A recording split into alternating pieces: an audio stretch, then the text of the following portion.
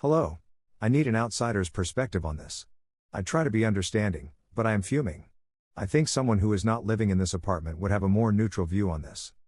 The situation: we live in a 3-bedroom apartment with 3 parties. We are all students and pay equal amounts of rent. I am Winston, and the other 2 are Josh and Sarah. Josh spends half his week and most weekends in his girlfriend's place. He mostly out of the picture. That just leaves Sarah and myself. For me, I see this as a living arrangement, because it is. I am friendly with everyone, but I keep some distance. I usually spend my days in the library, lectures, or at home gaming. Door usually open unless I play with friends or have my GF over. So yesterday Sarah approached me with a request. But it felt more like a demand. Her brothers are coming to visit. And since her family does not know she is living with 2 guys, she is coming from a Muslim family who might see this as a big deal. She wants to keep it a secret. She is asking me to leave the apartment next weekend and move all my toiletries into my room. The problem for my side are simple: I do not have a place to go.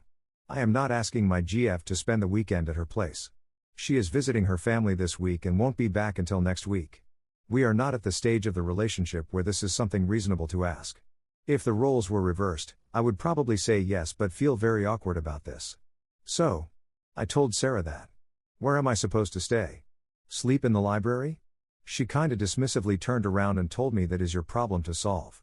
That attitude right there pissed me off beyond words. I am in a pickle. On one hand, I am livid. I want to tell her to mind her own business and just deal with the fact that she has male roommates. But Josh, who is closer with Sarah and agreed already to spend the time away, reminded me to have an open mind about her situation. I do not feel like spending 150 to 200 euros, money that I do not have, on a hotel when I am paying rent. But Sarah already told me that she expects me to solve it by myself. She won't pay for a hotel. Which leads me to the question: would I be the a-hole if I tell Sarah to just suck it?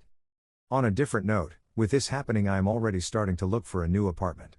This is not the first unreasonable request, but the previous ones were tiny in comparison.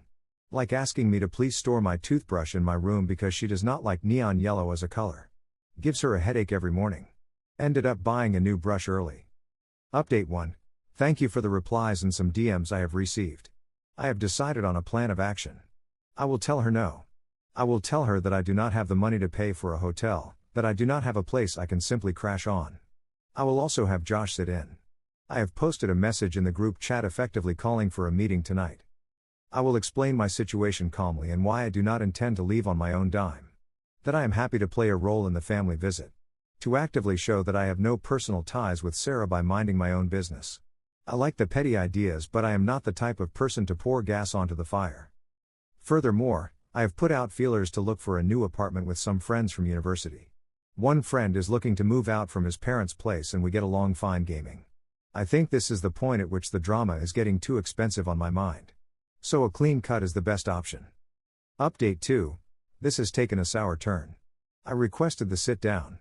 Sarah took this as a no on my part and texted a long rant on WhatsApp. To simplify it and translate it to you from German: I am not going to let you ruin my relationship with my family.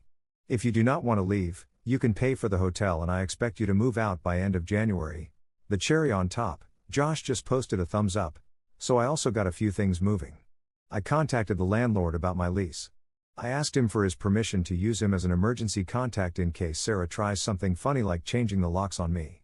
He flat out told me to call him first if that happens because then he will call the police. We have a shared lease. We are each listed as tenants and he needs to approve changes to the lease. So I am currently in the bus with my most important documents and I am storing them at my girlfriend's place. I explained the situation and she gave me permission to store some of my things. But she also said her roommate would not appreciate a guy suddenly sleeping over when she herself is not there. I am worried about what else is to come. But I am following the suggestion and precautions texted here and in DMs. I am preparing for a storm. Update 3. Yesterday evening I went on the offensive. The drama unfolded quite predictably. The advice from the comments here were very helpful on what to brace for. I told Sarah no. I told her that even if I wanted to, I do not have the money for a hotel and since I am paying rent and do not have an alternative, I will stay. Sarah was upset. She yelled at me how selfish I am being. Demanded again that I move out by the end of the month. I responded that I will not do that. That I would start looking for an apartment, as I too am sick of this situation here. But that I will use the time I legally have to look for a new apartment. This turned into a circle argument that this is not about legal BS but a matter of principle. In the end, I made my point clear. I will move out eventually. But I also made it clear that I would take my utilities, like the coffee maker I bought and everyone is using, and a greater jab: the washing machine is mine. Theirs broke down a while before I moved in. I bought one for my previous apartment and was happy to bring it. Did not expect anyone to pay shares and put it in as community usage. This sparked another screaming match. Josh even tried to argue that as it is now communal property, I waived ownership, which is BS. Details to that part are not important. Just more of the same followed for almost an hour. Point is, my important documents are secure at my girlfriend's place. The landlord is in the picture and I will update him later today. I also documented the state of my property this morning. Still get the Amazon and electronics store receipts just in case for the community property. However, taking some notes from the more petty advices, I will move the coffee maker to my girlfriend's place today.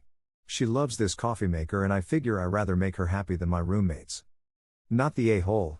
Sarah pays for a nice hotel if you would agree to that, otherwise absolutely not. This sounds like her problem. Not the a-hole.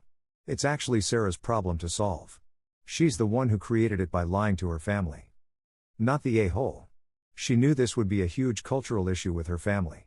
Rather than factor that in and have all female roommates, she deliberately chose to room with 2 guys. Not only are you not wrong, but the inane desire to expect you to pay for the privilege. Were I in her shoes, I'd pay for the hotel and offer a nice dinner for the inconvenience.